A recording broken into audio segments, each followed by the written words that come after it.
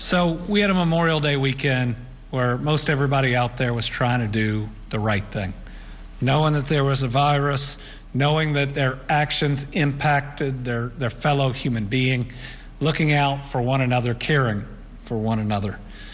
And then we had what happened on the Capitol grounds this Sunday. And so I've written down some of my thoughts, how I feel. I've tried to be vulnerable and direct in these press conferences, so I wanted to make sure I was today as well. And thinking through this and having a little bit of time to think through it took me back. Took me back to right after winning the governor's election in November and realizing that life was going to change a whole lot. And that it wasn't just my life that was going to change a whole lot, it was my entire family's. And that I owe a greater duty to my kids than just about anybody else on earth. So I remember when Brittany and I, a couple weeks after, made a very difficult decision. And that decision was that we were going to leave the city that we had built our lives on, and the community that we had raised our family in, the only house that my kids ever remember. And we were going to move into the governor's mansion and live there full time. We'd become the first family to live full time in the governor's mansion in over 30 years. It was something that the community told us they wanted and that we thought could unify Kentuckians, that a real family with two kids they're trying to raise were right there, right across from the Capitol, trying to steer us in the right direction. I was worried about a number of things. How would living in a community where their dad was the governor impact my kids and how they grew up? What would it feel like to live in a house where people toured every week? One thing I never thought about and never questioned was their personal safety. While I thought that, and I knew that kids from time to time would probably be mean to them just because of who their dad was, I did not consider that they might be bullied or heckled by grown adults. And then Sunday happened. Sunday was a protest where my administration offered a drive up and a drive-through permit, a way that's safe for everybody who was involved, where COVID-19 wouldn't spread, and in part what they claimed that they wanted, at least in their lawsuit. But the organizers and even the Attorney General disagreed.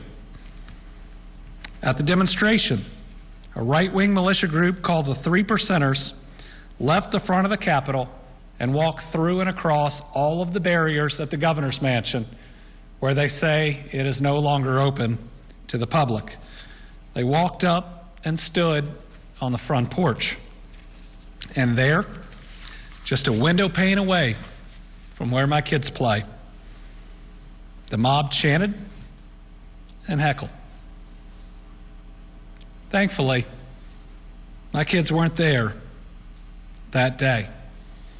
But I want to remind you, they are 9 and 10 years old. Unsatisfied, the mob retreated to an area several hundred yards away and hung a dummy with my face on it.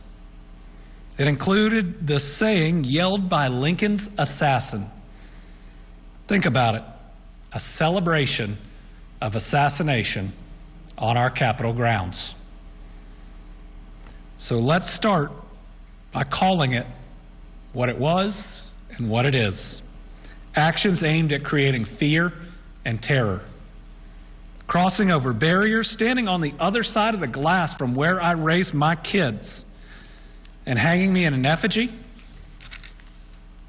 That's an action intended to use fear to get their way. This small group, way less than 3%, is trying to bully everyone else into doing what they want us to do. But they didn't get there alone. They had been embraced and emboldened by elected leaders that rallied with them weeks before. Standing in front of a radical militia group, these elected officials claim that people, including me, aren't Christian. and even told them that people wanted babies to be murdered. What do you think was going to happen after throwing out those type of claims to this group? Shouldn't they have known what is going to happen? You cannot fan the flames and then condemn the fire. Those at the previous rally, those elected officials that embraced these individuals and that stood in front of people dressed in tactical gear and the rest and threw as much red meat as possible at them, they have to claim responsibility because they absolutely know what could have happened. And they are in part responsible for what did happen. And all elected officials can no longer actively seek the support and cater to these groups like we have seen. Right is right and wrong is wrong. And you can't wait until something nasty and horrible happens to then claim it's wrong while you've catered the support of certain groups for votes or other reasons. And you certainly can't write a column blaming the media and then saying it's because no one's playing baseball.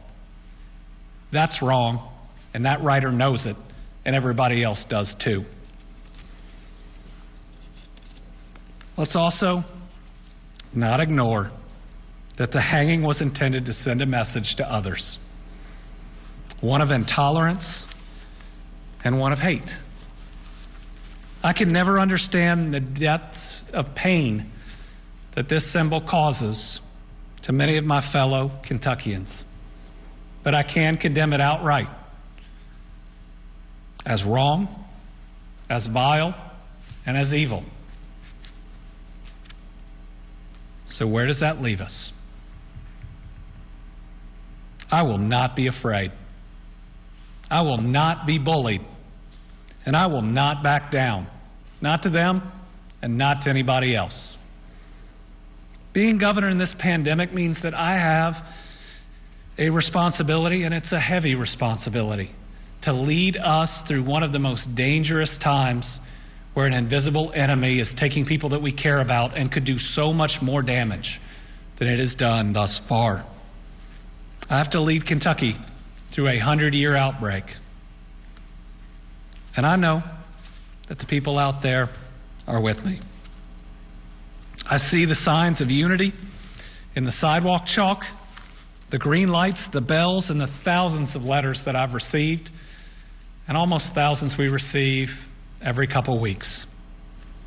I owe it to the people of Kentucky not to bow to terror, but to continue to do what is right for their families and for mine. And my faith, the same faith that some of those elected officials and that mob attacked, it tells me that doing the right thing is supposed to be hard. And I'm not going to say I didn't think it could be this hard. Listen, it's supposed to be hard. And my faith means that I have to face adversity without losing my values. I can't act like those that try to take me off course and those that try to bully all of our families. So I will not be afraid. I will continue to do the right thing, and we will get through this together, because it's truly about all of us. Each and every one of us counts, and I'm going to make sure that I continue to represent the people of Kentucky with all of my heart and soul. Even with yesterday, I've never been prouder to be the governor of the Commonwealth of Kentucky. And if our unity scares a couple people, our unity is something special, and we'll continue to do the right things with it. Now I'm going to take a minute. I hope you can understand that. And I'm going to invite Secretary Freelander up here to talk about some specific actions we've recently taken. And then you'll hear from Dr. Stack, and then I'll be back to report the numbers, talk about testing, and we'll open it up to questions. And you know, after everything that's happened this weekend, do we still think it's too much to wear a mask to protect our fellow human being? I wear it to protect my family. I think other people should wear it to protect theirs.